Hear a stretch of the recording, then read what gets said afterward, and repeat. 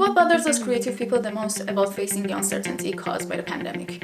The financial impact? Weren't we impacted before the pandemic too? That means some of us are hit even harder. What if one cannot afford to rent a space to live or work at anymore? Are they going to look for new roommates? Are they going to move back with their family? What if their family is not living in Calgary? What if their family cannot afford to have them back? What if they cannot pay for their student loans anymore? What if they get infected by COVID-19? All the what ifs. Our reality has changed to a certain degree, and that is challenging for us to embrace. As creative professionals, we have always been living in uncertainty. But we thought we knew what was happening, because our reality more or less was reflecting our pursuits. I'm Tara Wahab. I'm an artist who mainly creates and produces paintings, sculptures, and installations out of newspaper and videos. I'm also founder of Loud Art Society, a non-profit organization that enhances health through art and creativity. In a sense, I'm a high-performance and health and wellness enthusiast. I have done an extensive research on human psychology and the ways practicing any form of art and creativity can enhance our health. I have to also mention that I spent past 5 years dealing with personal health and life crisis. So here are some of my recommendations for embracing our current times. Increase your self-care and compassion. You are what you think, what you eat, and what you do. Bring your focus back to yourself. I know it is extremely difficult to not worry, especially when health issues of yourself or your loved ones are overlapping with financial well-being, as they are often interrelated. It becomes essential to gain a peace of mind for only a few minutes a day. This all goes back to your physical, mental, and emotional health. Try to cultivate a healthy diet in general. Definitely cut back on sugar, soft drinks, and too much processed food. Have a routine physical activity of a minimum of a 5-minute walk or dance. Even if you're not a good dancer and dancing makes you feel silly, it is okay to get silly for your own well-being. I can assure you that after the first dance by yourself, you're going to feel much better and your mind is going to work much sharper. You need to gain resilience to move forward and get through this time.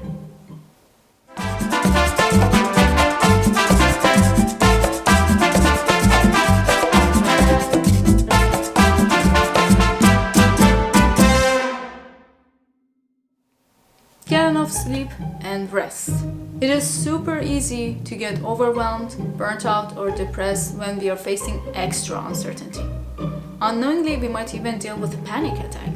If this happens, bring your focus back to your senses. Name something that you can see, hear, taste, touch, and smell immediately.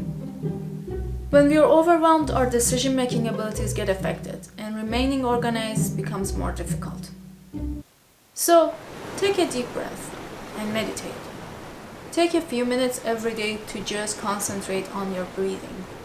Try to focus only on tasks that need to be done and accomplished today. This entire project started with tying just one knot, so do not overwhelm yourself. We will be dealing with lots of emotions, so talk to yourself. It is absolutely okay. In fact, make writing in your journal a habit.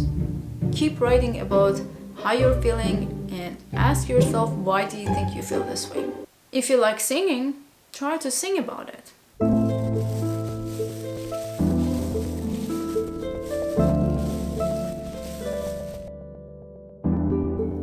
Why can't I find the meaning in this? Keep counting days of feeling lifeless. I just don't want to be success.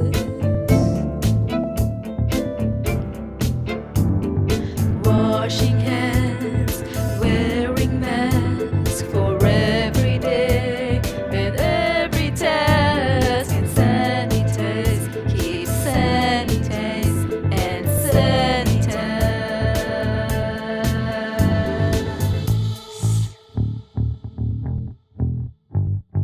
Life right now is so dark, and I know it sucks, but it will be alright, alright.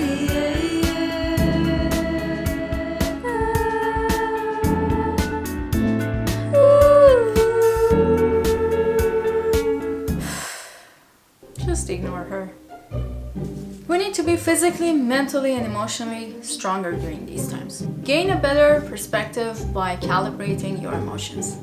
How do you do that? Consider 5 degrees below and above your current situation or feelings. How worse could it be and how better could it become? Then imagine different scenarios corresponding to each level. For example, you can feel grateful that you or your loved ones are not suffering in a hospital right now.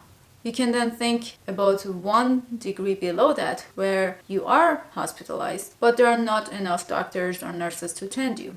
You can then feel grateful that even if you or your loved ones would be hospitalized at the moment, you will be receiving the help that you need. Then think about positive situations. For example, you can imagine that you are feeling healthy and at peace. Then think about feeling even better. Let's say because you've been offered an exciting commission or job. Then you can think of feeling even better. Let's say now that you have been offered this exciting opportunity, what are your plans and thoughts? What steps are you going to take to move forward? By the time you go through each scenario, you will feel much better about where you're at now. Stay away from drama, both online and offline, and continue the activities that bring you joy. After all, the life of most creative people is spent in isolation and creation anyway. As long as you can remain focused and purposeful, you can continue your work. You might even find new inspiration from this pandemic, like I did. Ta-da! Remember, we are not alone in this. I have an analogy for feeling safe during difficult and uncertain times. I see ourselves as being like a baby inside a mother's womb. While the baby might not be aware of its own existence at the time, the mother is fully aware of it because they are connected through the umbilical cord, and the mother is nurturing the baby regardless of baby's knowledge of her. I feel we are always that baby, and most of the time, and especially during most difficult and stressful times, we are very much unaware of this connection between us and our mother as a higher power. Now, whatever you want to label or view it as, whether being God, collective consciousness, higher self, universe, and so many other names. By the way, how much do you know about the polar bear? Polar bears are known for their resilience and adaptive attitude. They can swim thousands of kilometers in very cold waters and survive without any food for over 200 days. Polar bear cubs are taught their mother's lessons only once, and in order for them to survive, they have to remember those lessons for the rest of their lives. In Inuit mythology, polar bears symbolize courage, endurance, acceptance, and surrender. I think we should all cultivate polar bear spirit. Last but not least, this pandemic has had a global effect. If anything, it brought us a little closer to each other. I personally feel there is a more sense of unity and empathy for one another because this virus does not discriminate. Connecting with other creative individuals who are like-hearted and like-minded can reduce the effects and trauma caused by this pandemic significantly. So stay connected, and this shall pass too. Feel free to contact EAR. They have gathered information for various helpful resources for artists. And also feel free to contact me because I have made this part of my mission to make a community of us. Thank you so very much for watching. We hope that you found this video helpful. Some people are being careless. They think it's not so serious. It's just a virus. We will survive this.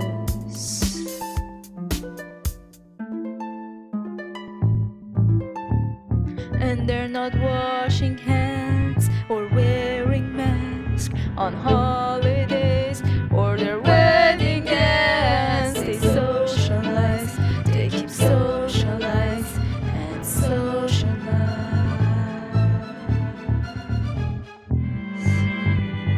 Have you traveled outside of Canada in the past 20 days? Are you experiencing any of the following symptoms? Runny nose, dry coughing, fever, fatigue, shortness of breath.